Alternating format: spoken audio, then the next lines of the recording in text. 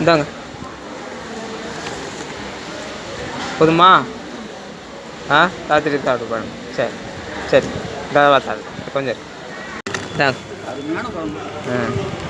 நல்லா இருந்துச்சா? ஐயா ஐயா வாங்க. ஆமாங்க ஐயா மழை.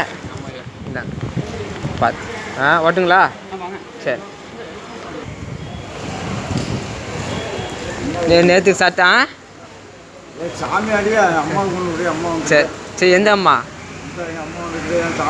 சரி சரி சரி சரி சரி. நான் கொடுக்குறேன். ஐயா மலைக்கு இங்கே வந்துட்டிங்களா?